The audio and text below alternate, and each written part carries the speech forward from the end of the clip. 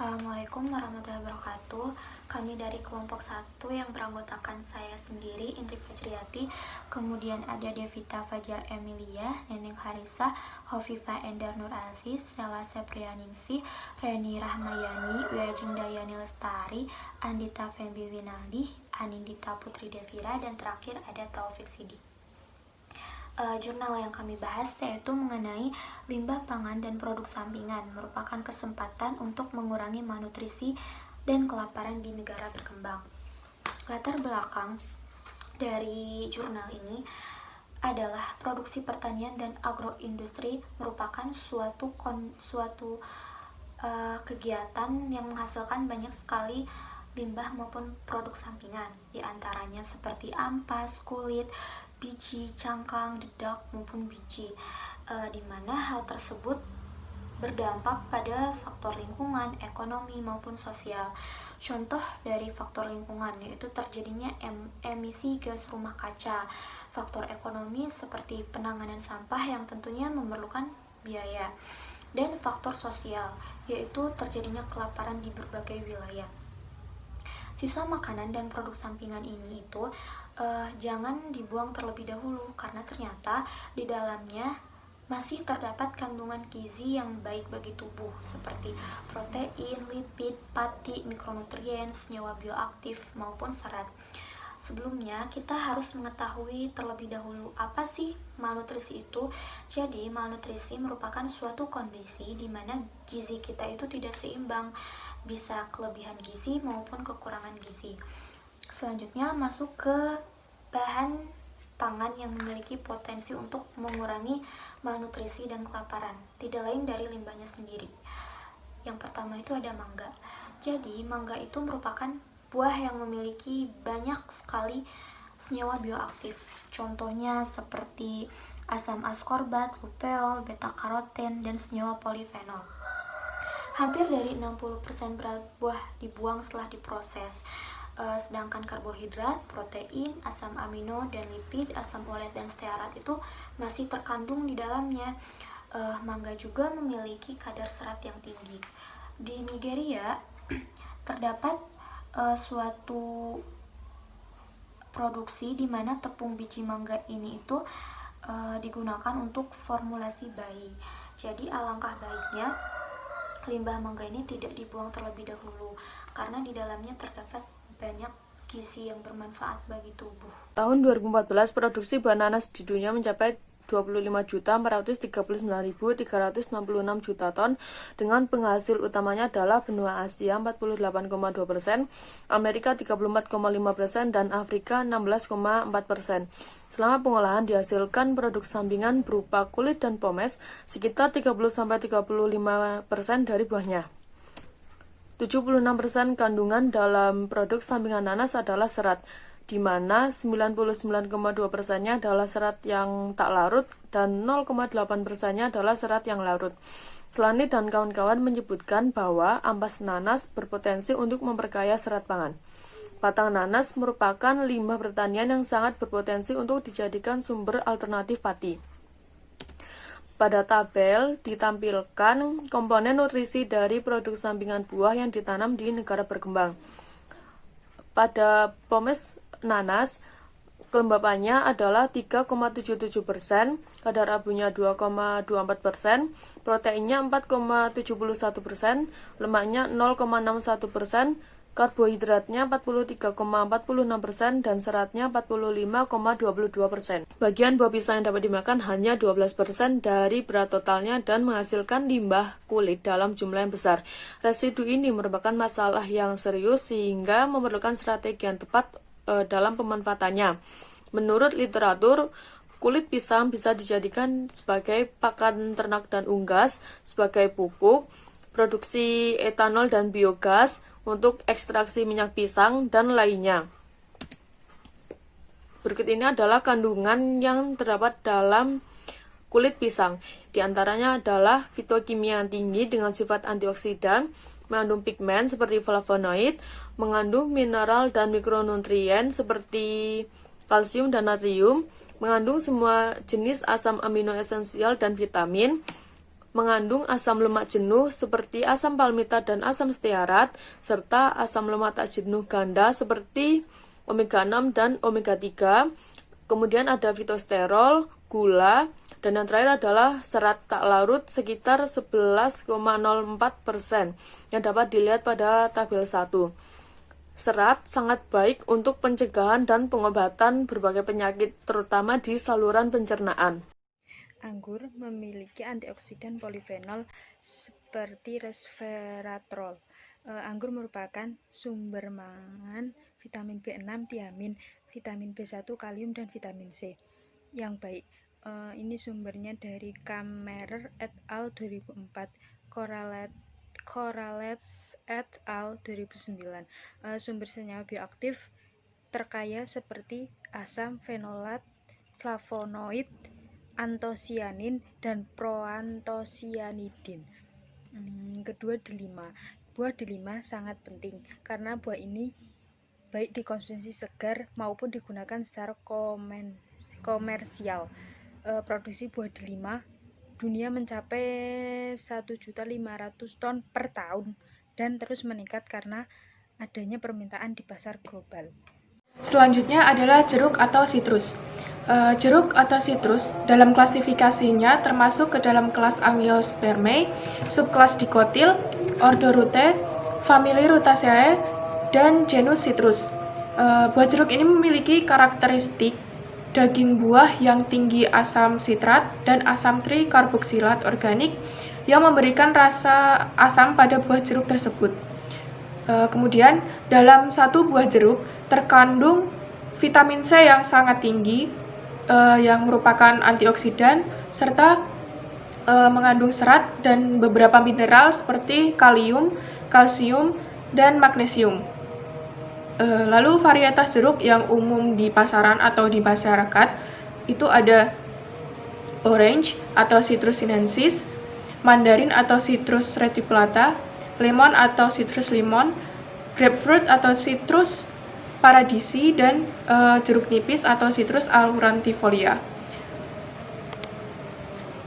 Lalu buah jeruk itu secara global diproduksi menjadi jus atau minuman segar lainnya yang pada produksi tersebut akan menghasilkan residu atau limbah terutama pada kulitnya.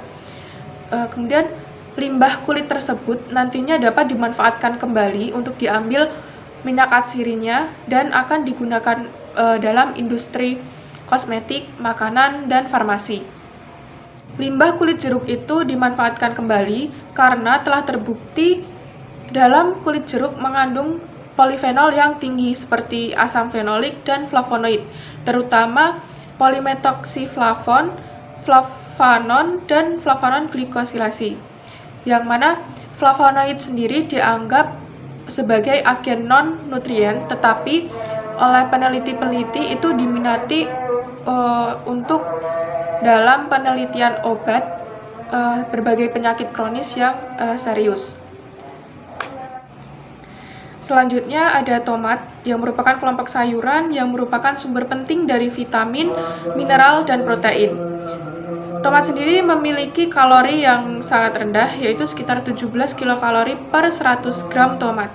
Ditandai dengan tingginya kadar air, yaitu sekitar 90-94%. Kemudian kandungan gula terlarut seperti fruktosa, glukosa, dan sukrosa, serta proporsi protein, serat, dan asam organik seperti karotenoid dan unsur mineral yang proporsinya signifikan.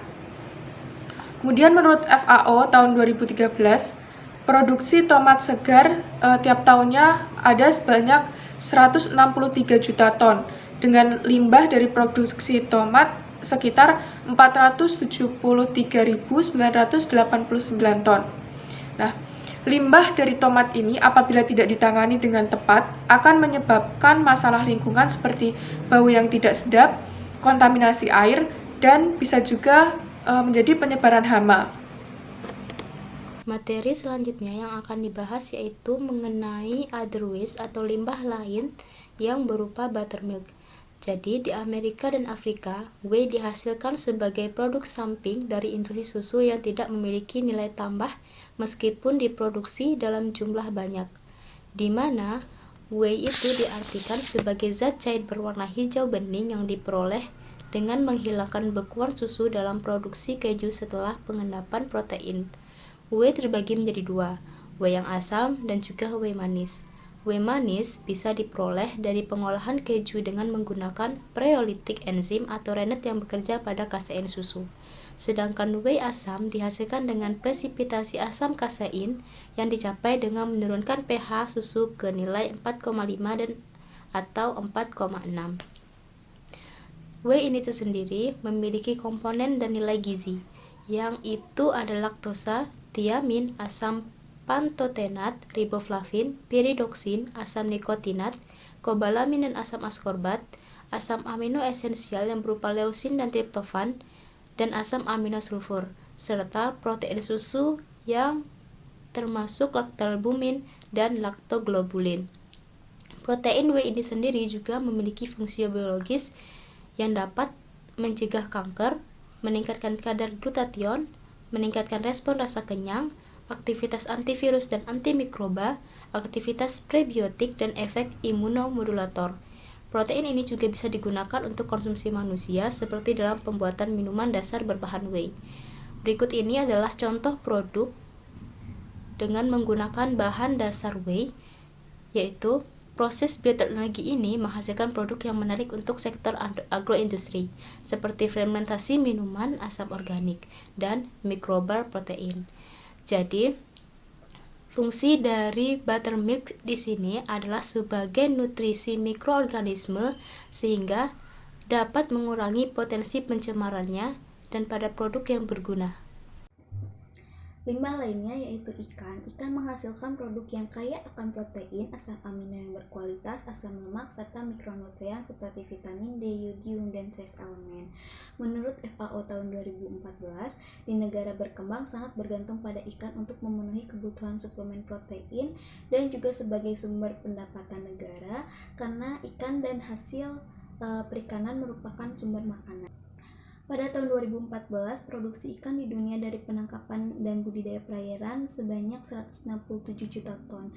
India menyumbangkan 6,62%, Bangladesh 2,65%, Mesir 1,54%, dan Amerika Latin kecuali Chili menyumbangkan 2,09% dari total produksi budidaya perairan di dunia menurut FAO tahun 2016. Pada tahun 2013, jumlah konsumsi ikan per kapita di daerah berkembang adalah 18,8 kg. Seiring dengan meningkatnya produksi perikanan menyebabkan semakin besar pula residu perikanan yang dihasilkan. Hasil residu tersebut meliputi kulit, kepala, bangkai, tulang, jeroan, dan lain sebagainya tergantung spesies ikan dan cara pengolahannya. Dari residu ikan tersebut, hanya 30% yang dapat dimanfaatkan kembali sehingga perlunya pemulihan atau revalorisasi sebagai pengganti protein pakan ternak dan produksi produk fungsional. Tepung ikan menjadi pilihan utama sebagai pengganti protein dan makanan hewan karena keseimbangan asam amino dan asam lemak mudah dicerna dan memiliki sifat sensorik yang baik sehingga dapat menguntungkan bagi daerah yang berkembang khususnya di industri aquaculture. Tepung ikan dari produk samping dan residu kelautan atau perikanan menghasilkan nilai gizi yang tinggi yaitu 70% protein, 10% mineral, 9% lemak, dan 8% lainnya. Dapat dilihat dari tabel 3 yaitu sifat nutrisi berbagai produk samping ikan masih memiliki kadar protein yang cukup tinggi, diantaranya yaitu kepala, kerangka, ekor ikan nila sebanyak 14,6%, otot dari ikan sarden 18,8%, otot dari makarel 21,4%, ikan kukus utuh dari tuna 26%, ikan utuh dari ikan lentera 14,7%, otot dasar dari ikan Pacific whiting 16,1%. Dilihat dari kandungan protein pada produk samping ikan tersebut, maka cocok dikombinasikan sebagai pakan hewan termasuk pakan ikan. Da Silva dan Turcini pada tahun 2009 melaporkan penggunaan berbagai produk sampingan ikan seperti trimming, frames, giling kering limbah ikan nil asap, dan pengalengan tuna di kawasan Afrika untuk produksi tepung ikan. Sola Oriol pada tahun 2011 menyatakan 50% tepung ikan dapat diganti dengan tepung hasil samping dari ikan cikalang asap tanpa memberikan efek negatif pada pertumbuhan dan kinerja Chromilaps altifels.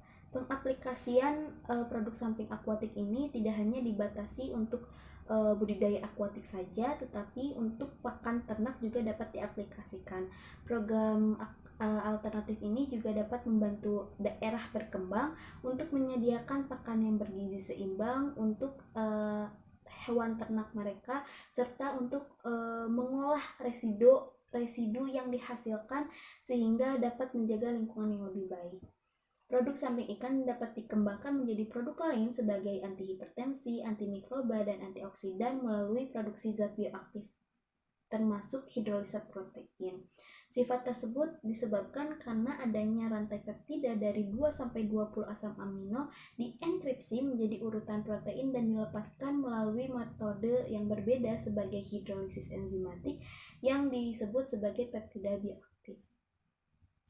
Adapun produk yang berasal dari bahan limbah akuatik antara lain vasotensin dengan efek antihipertensi, sekur untuk meningkatkan kesehatan gastrointestinal atau saluran pencernaan, dan Fortidium liquamen dengan efek anti-stres dan antioksidan bersama dengan indeks glikemik yang rendah.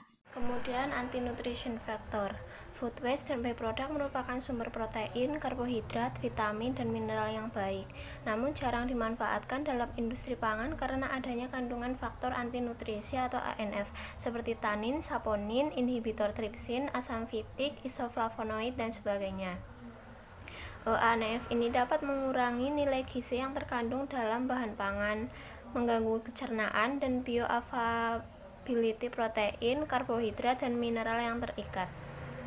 ANF terbagi menjadi dua, yaitu termolabil dan termostabil. Yang termasuk termolabil ada inhibitor protease, inhibitor amilase, antivitamin D, E, dan B12.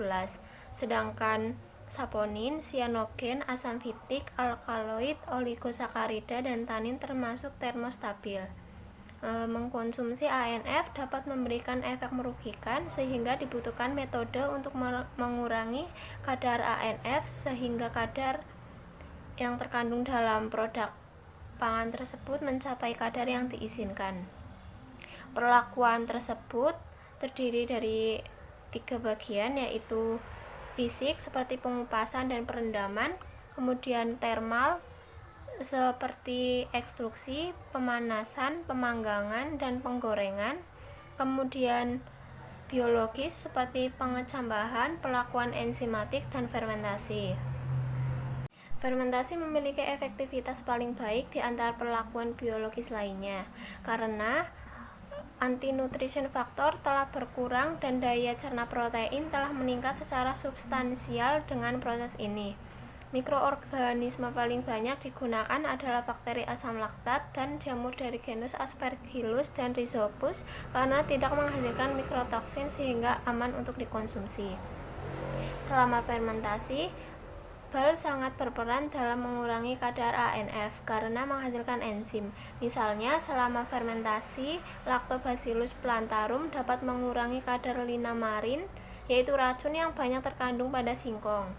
Menurut Ademo dan Onilut, fermentasi kedelai dengan bal dapat mengurangi kadar tanin, asam fitik, inhibitor tripsin sebesar 75,51, 81,20, dan 50%. Selain itu, juga meningkatkan kandungan protein, tiamin, riboflavin, dan juga niacin. Kemudian, pada sebuah penelitian menggunakan jamur dalam proses fermentasi, bahan padat menggunakan Rhizopus oryzae dengan sorghum sebagai substrat dengan kondisi optimum suhu 32,97 derajat Celcius, tekanan udara 84,11, detak gandum 1,16%, dan ukuran partikel 0,82 mm. Pengurangan kadar tanin sebesar 86%. Kemudian penelitian yang dilakukan oleh Virabhadrapa menjelaskan tentang pengoptimalan kondisi kultur dalam proses SSF dengan bungkil biji jarak pagar sebagai substrat dan mengalami pengurangan beberapa kadar senyawa antinutrisi seperti asam fitik, tanin, inhibitor tripsin, glukosida sianogenik, dan lektin masing-masing sebesar 72, 38, 98, 19, dan 89%. Saat makan diproses dengan teknologi fermentasi, akan ada perubahan fisik kimia dan biokimia positif. Peningkatan umur simpan dengan produksi senyawa antimikroba seperti asam laktat, asam asetat, juga peningkatan kecernaan dan penerimaan makanan oleh perkembangan tekstur dan aroma. Dengan penurunan EF, fermentasi menyebabkan peningkatan kelarutan mineral dalam makanan, baik ketersediaan hayati yang sama dan dalam sereal atau kacang-kacangan. Sistem produksi hewan. Peningkatan ketersediaan hayati mineral menyebabkan berkurangnya lingkungan. Selain itu, dapat meningkatkan profitabilitas sistem sebesar mengurangi biaya yang dihasilkan oleh penggunaan vitamin dan mineral dalam makanan. Di antara proses fermentasi, SSF adalah salah satu yang paling banyak proses yang menarik untuk memanfaatkan bahan baku alternatif untuk produksi pangan hewani. Kualitas protein nabati yang tidak difermentasi, tepung umumnya tidak memenuhi semua spesifikasi nutrisi dari hewan. Di antara studi makan, hasil yang diperoleh bila menggunakan ampas tebu yang difermentasi dengan ragi saring untuk memberi makan ayam, kelinci, dan sapi perah menunjukkan bahwa dalam semua kasus hasilnya positif tanpa kehadiran keracunan untuk ayam. 11% pakan tradisional diganti, 60% dari substitusi diberikan kepada kelinci, dan pada kasus sapi itu digunakan sebagai suplemen, meningkatkan produksi susu sebesar 1,8 liter per sapi per hari yang menunjukkan bahwa dimungkinkan untuk menggunakan jenis ini produk di substansi makanan ternak maupun unggas. Di bagian Research and Innovation ini menjelaskan tentang use of food waste and byproduct as food ingredients. Menurut Tingley et al. Tahun 2017, permintaan pangan di seluruh dunia ini mengalami peningkatan dan ada kebutuhan untuk mengembangkan pangan baru atau membuat beberapa produk makanan yang lebih baik dari yang sebelumnya atau yang telah diciptakan. Pengembangan pangan dengan menerapkan limbah industri atau produk sampingan dari agroindustri yang berbeda merupakan alternatif yang bagus untuk memanfaatkan beberapa produk makanan seperti cookies dan flakes. Selanjutnya ada beberapa contoh limbah pangan dan produk sampingan yang digunakan untuk fortifikasi pangan berdasarkan penelitian yang telah dilakukan. Penelitian pertama dilakukan oleh Sjögren et al. Tahun 2006 yang menyatakan bahwa tepung kedelai yang ditambahkan pada spaghetti akan meningkatkan kandungan protein dan asam amino pada spaghetti. Penelitian kedua dilakukan oleh Dyson et al. Tahun 2013 yang menyatakan bahwa limbah singkong dapat digunakan untuk pembuatan sereal sarapan yang dikombinasikan dengan bubur jagung sebagai bahan utama pembuatannya. Sereal sarapan yang terbuat dari limbah singkong dan bubur jagung ini memiliki kandungan serat yang lebih tinggi dan tekstur yang renyah. Penelitian ketiga dilakukan oleh Cernakok et al. Tahun 2016 yang menyatakan bahwa tepung kulit mangga dapat ditambahkan ke dalam formulasi pasta, produk bakery, produk susu, dan makanan ekstruksi. Penambahan tepung kulit mangga pada produk pasta, bakery, susu, dan makanan ekstruksi ini dilakukan karena makanan tersebut sangat relevansi terhadap pasar dunia. Selanjutnya ada penelitian dari Apple et al. Tahun 2015 yang menyatakan bahwa kulit jabuticaba atau kulit anggur dari Brazil dikombinasikan dengan okara sebagai pengganti tepung tradisional dan menciptakan flakes dengan kandungan protein yang tinggi serta karakteristik sensoris dan memiliki daya terima yang baik. Ekstraksi senyawa yang berbeda dari akumulasi limbah pangan dan produk sampingan menciptakan pilihan baru untuk memanfaatkannya ke dalam industri makanan dan membuat makanan yang lebih baik.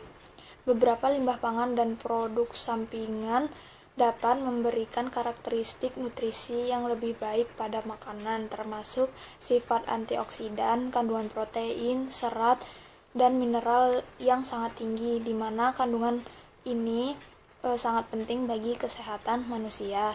Selanjutnya, penggunaan produk sampingan dan limbah pangan ini juga membawa kemajuan pada industri makanan dan dapat menyelesaikan banyak masalah lingkungan yang terjadi karena pembuangan limbah pangan dan produk sampingan tersebut. Teknologi perspektif. Yang pertama, definisi limbah makanan. Limbah atau sisa makanan masih memiliki nutrisi dan fungsi bahan-bahan yang masih bisa digunakan lagi. Limbah dari bahan mentah memiliki potensi yang signifikan. Biomolekuler seperti protein, lipid, pati, vitamin, mineral, serat, dan antioksidan yang terkandung dalam limbah makanan dan produk samping dapat dipisahkan satu persatu berdasarkan materi penyusunnya. Kemudian untuk pemisahan dengan menggunakan ekstraksi fisik atau bahan kimia, nutrisi dan fungsional yang terkandung di dalamnya dapat digunakan sebagai makanan guna memanfaatkan komponen yang berada di dalam makanan sisa tersebut. Kemudian untuk resiko bakteri atau mikrobiologi selalu dihindari dari proses dilakukannya pengeringan guna menjamin keseimbangan mikrobiologis dan fisikokimia biomaterial. Kemudian untuk tindakan pemerintah, implementasikan untuk memasang infrastruktur dan teknologi yang memungkinkan untuk memanfaatkan limbah dan produk samping pada lokasi produksi dan penyimpanan. Dan limbah makanan dan produk samping yang kaya akan serat makanan digunakan sebagai makanan bubuk dengan memanfaatkan kelarutan yang baik dapat digunakan dalam minuman langsung dengan catatan dengan pengawetan yang tepat. Kemudian biomaterial dapat digunakan pada pembuatan produk roti. Komponennya berupa buah tropis, buttermilk, limbah ikan, dan lain-lain yang diolah kembali. Kemudian teknologi inovasi dapat berkontribusi pada bidang ini sangat dibutuhkan pada bisnis baru yang akan berkontribusi pada peningkatan jumlah makanan dan banyaknya lapangan kerja yang dibutuhkan saat ini. Selanjutnya, hal-hal yang perlu diperhatikan. Yang pertama, evaluasi limbah makanan sebagai sumber adiktif makanan dalam aspek hukum harus dipertimbangkan untuk mengevaluasi keamanan pangan yang akan dikonsumsi oleh konsumen. Yang kedua, pembuatan produk baru untuk tujuan pemasaran harus mendapatkan otoritas dari negara setempat. Yang ketiga, harus terdapat undang-undang yang spesifik tentang pangan. Yang keempat, makanan harus memenuhi kualitas dan syarat keamanan pangan pada negara tersebut. Yang terakhir, kesimpulan, tantangan untuk mengembangkan produk samping dari limbah makanan. Kemudian yang kedua, meningkatkan perekonomian dan sosial. Yang ketiga, memprioritaskan limbah makanan menjadi makanan manusia. Yang keempat, menjadikan limbah makanan untuk mencegah kelaparan di dunia untuk saat ini. Kami akhiri presentasi dari kelompok kami. Mohon maaf apabila ada kesalahan kata. Terima kasih atas perhatiannya. Assalamualaikum warahmatullahi wabarakatuh.